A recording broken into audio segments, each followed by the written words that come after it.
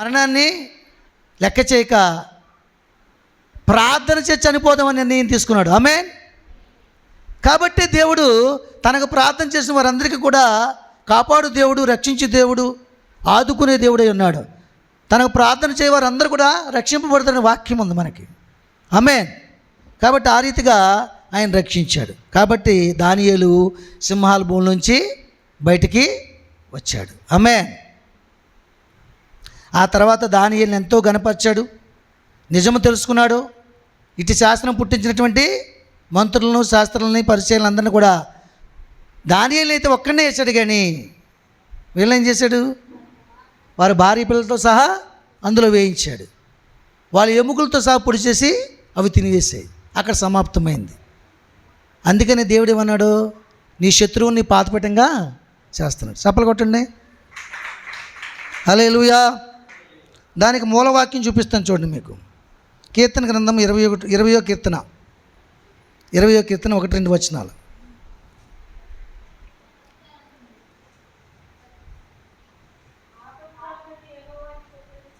ఆపత్కాలమందు యెహోవా నీకు ఉత్తరమిచ్చునుగాక, యాకోబు దేవుని నామం నిన్ను ఉద్ధరించునుగాక.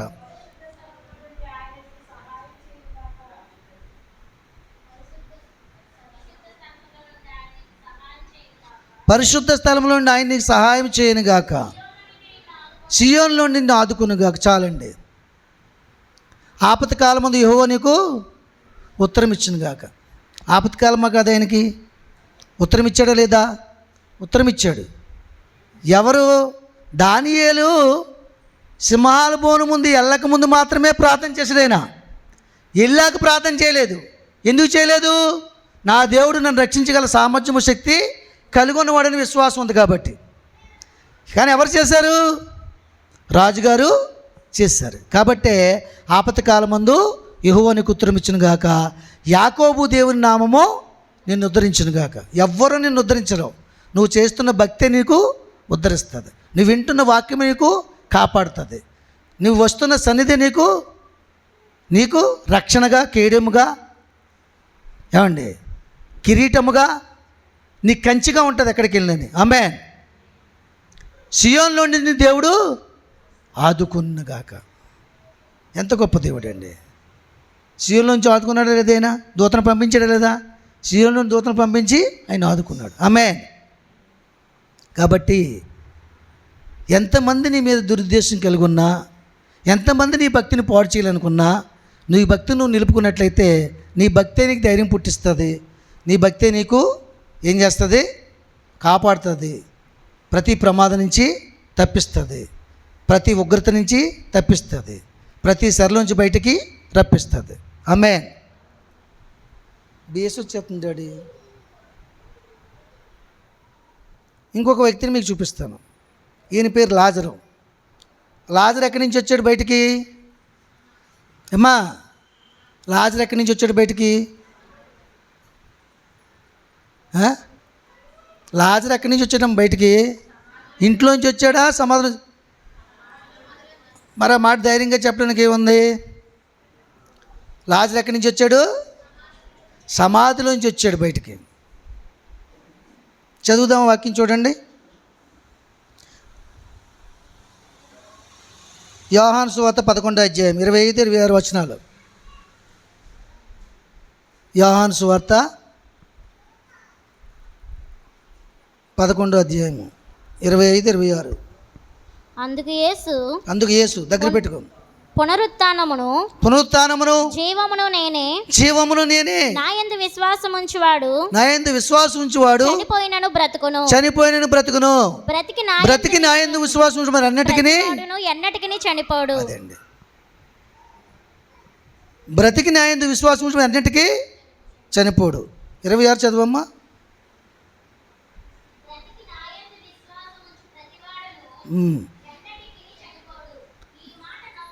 అది బ్రతికి నా యందు విశ్వాసం ఉంచువాడు ఎన్నటికీ చనిపోడు. ఈ మాట నమ్ముచున్నావని ఆమెను అడిగి. ఆమె ఎవరు? ఏమ్మా, ఆమె ఎవరు? మార్తా. యేసుప్రభు వారు ఆ ప్రాంతంలో లేనప్పుడు, వాళ్ళ ఊరిలో లేనప్పుడు లాజరు చనిపోయాడు. చనిపోయి అప్పటికి 3 దినాలు అయిపోయింది, 4 దినాలు కూడా అయిపోయింది. ఆమేన్. 4వ దినం కూడా వచ్చేసింది సాయంత్రం. 4వ రోజు వచ్చాడు యేసుప్రభు వారు. ఎక్కడికి? మార్తా వారి ఊర్లోకి, మరియమ్మ ఊర్లోకి వచ్చాడు. అప్పటికే 3 రోజుల నుంచి సల్లాపుతో నమ్ములు కొనసాగించి దుఃఖించి, ఆ ప్రభువు ఉన్నట్టయితే నా తమ్ముడు చనిపోను, నా తమ్ముడు అంటే ప్రభువుకి ఎంతో ఇష్టమో అని దుఃఖించి వచ్చిన వాళ్ళందరితో కూడా చెప్పుకుంటూ ఏడుస్తుంది పాపం. 4వ రోజు సాయంత్రం 4 గంటల సమయంలో యేసుప్రభు వారు వస్తున్నారని వార్త తెలిసింది. ఎవరికి? ఇందా చెప్పాను నేను, మార్తకి. తెలిసినప్పుడు గబగబ పరిటికెళ్ళి, అయ్యా నువ్వు ఉన్నట్టయితే నా తమ్ముడు చనిపోకపోను, నువ్వు లేవు కాబట్టి చనిపోయాడు, ఎందుకయ్యా మాకు ఇలా చేసావు అని వాపోతుంది ఆమె. అప్పుడు యేసుప్రభు చెప్తున్నాడు, నా యందు విశ్వాసం ఉంచువాడు చనిపోడు, బ్రతికి నా యందు విశ్వాసం ఉంటే ఎన్నింటికి చనిపోడు. ఈ మాట నీవు నమ్ముచున్నావా? పునరుత్థానమును నేనే, జీవమును నేనే, మరణపు ముళ్ళను విరిచువాడు నేనే అని చెప్తున్నాడు. చూసారా? ఆ మాట నమ్ముచున్నావా అన్నాడు ఆయన. నమ్ముటిని వలనైతే సమస్తము నీకు సాధ్యమే. చూడండి, అక్కడ ఇంకో విషయాన్ని కూడా చెప్తున్నాడు. అప్పుడు తర్వాత ఏం చేశాడు? 11వ అధ్యాయం 39 నుంచి చదవండి, 44 వరకు త్వరగా. యేసు సమాధి ఎత్తుకు వచ్చి రాయి తీయడని చెప్పగా, చనిపోయిన వాని సహోదరి అయిన మార్త, ప్రభువా అతడు చనిపోయి 4 దినములైంది, ఇప్పటికి వాసన కొట్టును, కంపు కొట్టేస్తాడు వాడు దేహము. అందుకు యేసు, నువ్వు నమ్మిన ఎడల దేవుని మహిమను చూచెదవని నీతో చెప్పలేదని ఆమెతో నేను. అంతటి వారు ఆ రాయి తీసివేసిరి. యేసులు కన్నులు పైకెత్తి, తండ్రి నీవు నా మనవి విన్నందున నీవు కృతజ్ఞతలు చెల్లిస్తున్నాను,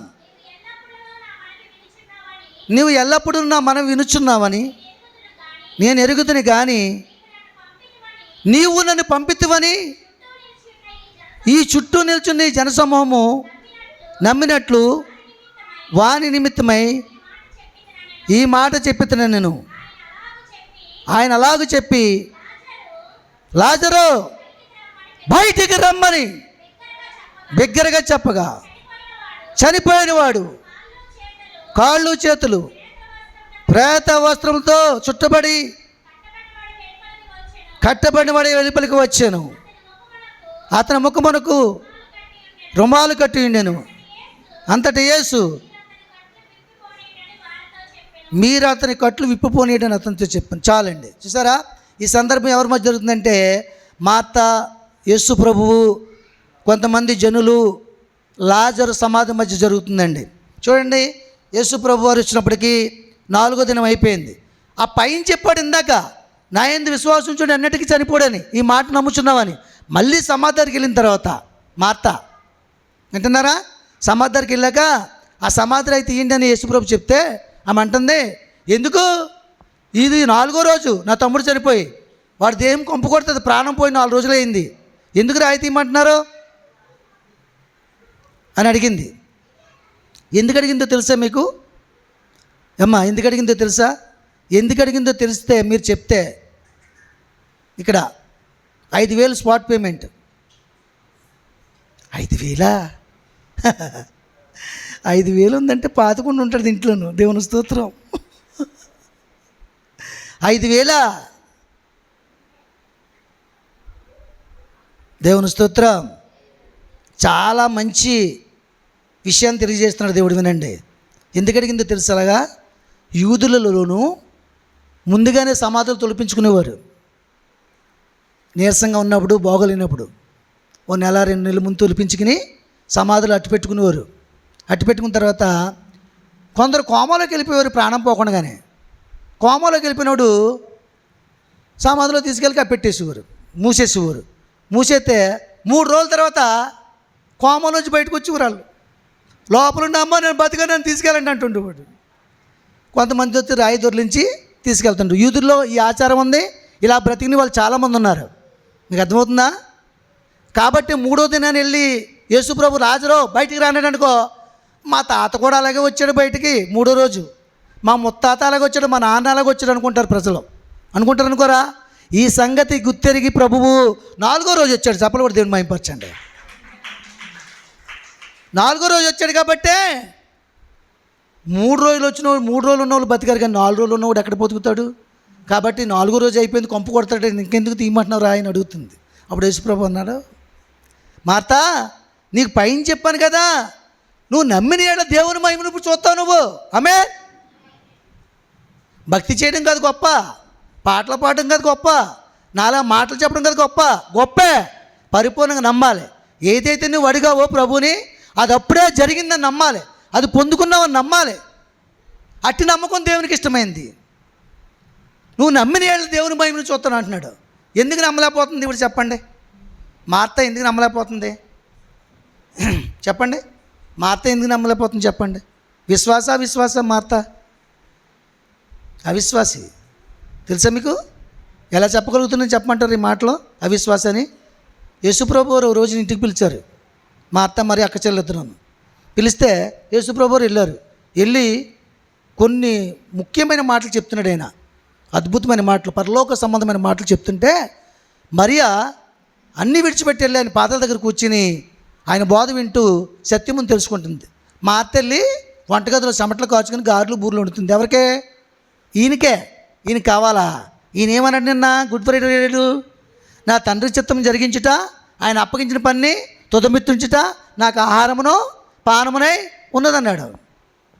మరి ఇప్పుడు విశ్వాస అయితే వాక్యం వినాలి కదా, వాక్యం వినాలి కదా, వంట పని చేయకూడదు కదా. ఆయన అడిగాడా పోని? ఏమ్మా పోని చేయాలంటే ఎప్పుడు చేయాలి? పిలిచావు కాబట్టి ఆయన వచ్చేలేకపోయి చేసి పెట్టాలి సిద్ధపరిచి. వీడికి వాక్యం మీద ఇష్టం లేదు, లోక సంబంధం మర్యాద కావాలి వీడికి. నా గారి బాగుందా, బూటు బాగుందా, సున్నుండ బాగుందా, యేసుప్రభు అంటే చాలా బాగుందామని చెప్పి లొట్టలేదు చెప్పాలి. అప్పుడు వీడికి ఇష్టం. వాక్యం అంటే ఇష్టం ఉంది కొంతమందికి. మీకు అర్థమవుతుందా? పొగడతలంటే ఇష్టం కొంతమందికి. పొగడతలు ఇష్టపడే వాళ్ళంతా కూడా అవిశ్వాసులే, వాక్యాన్ని ఇష్టపడే వాళ్ళే విశ్వాసులు. దేవుని స్తోత్రం. హల్లెలూయా. అవునంటారు కాదంటారా? మాట్లాడరు మీరు ఇప్పుడు. అవునంటారు కాదంటారా? అవునా? నువ్వు అవునన్నా కాదన్నా సత్యమే జరుగుతుంది. అందుకని ఏమన్నాడు ఆయన?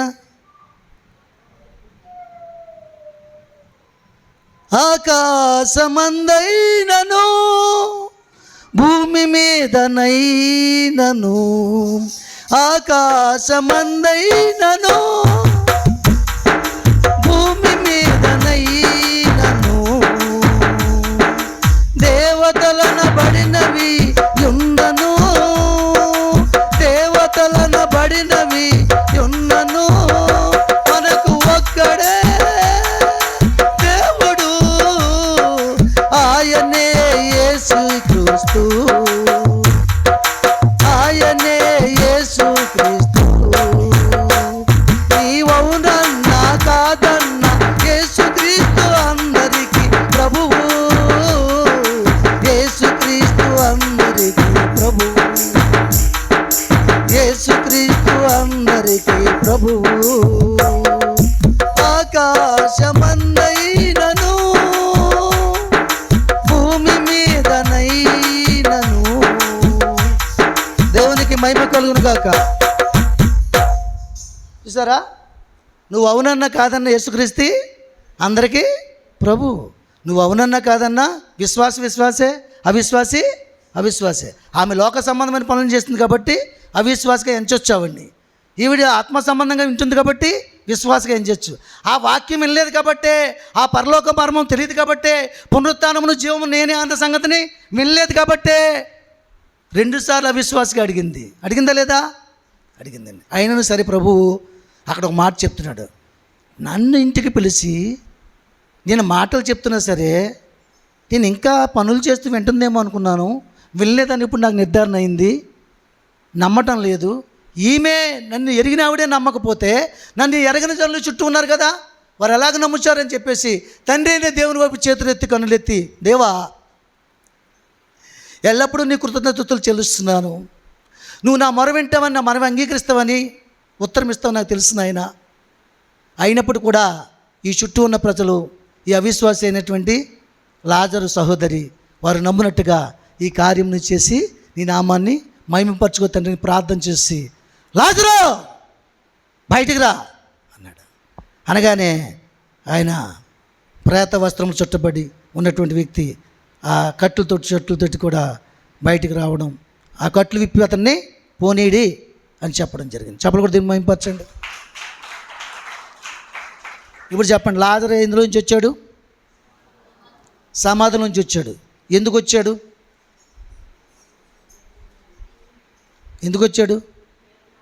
దేవుని నామాన్ని మహిమపరచడానికి వచ్చాడు. ఆమేన్. ఎందుకు ప్రశ్నిస్తున్నానంటే మీకు అర్థమవ్వాలని. ఎలా మహిమపరిచాడు? అందరూ 3 దినాల్లో బయటకు వచ్చారు కోమాలోకి వెళ్ళోళ్ళు. ఇతను ఆ ప్రాంతంలో 4వ దినం నాడు బయటకు వచ్చినట్టు దేవుని మహిమని అందరూ నమ్మారు. దేవుని స్తోత్రం. ఏమండి, నమ్మారు లేదా? ఎందుకు దేవుడి కార్యం చేశాడు? మీకు సంగతి తెలుసా? యేసుప్రభు ఎక్కడ కూడా కన్నీళ్ళు కాచడం నేను చూడలేదు. కానీ లాజరు సమాధికి వచ్చేటప్పటికి కన్నీరు కారుస్తాడేనా? కారుస్తాడు కాచడా? చెప్పండమ్మా. కారుస్తాడు. ఎందుకు కారుస్తాడంటే లాజరు దేవుణ్ణి ఎంతో ప్రేమించాడు. లాజర్ను కూడా దేవుడు ప్రేమించాడు. తన ప్రేమించిన లాజర్ను బట్టే ఆ ప్రాంతంలో ఆయనకు మహిమ తెచ్చుకోవాలనుకుని ఈ కార్యం చేశాడు. ఆమె కనుక దేవుని ప్రియమని పిల్లలారా, ఈ రోగం వచ్చింది కదా, నేను చనిపోతానేమో అనుకోవద్దు. ఈ కష్టం ఉంది కదా, నన్ను చనిపోయినందుగా బాధిస్తుందని అనుకోవద్దు. దేవుడు నీ పక్షంగా ఉన్నాడు. దేవుడు నిన్ను ప్రేమించుతున్నాడు. నువ్వు దేవుణ్ణి ప్రేమించే మనసు కలిగి ఉంటే, దేవుని ప్రేమించే వారికి, ఆయన సంకల్పం చెప్పిన పిలువబడిన వారికి సమస్తము సమకూడి మేలు కొరకై జరుగుతాయి. జరిగిందా లేదా?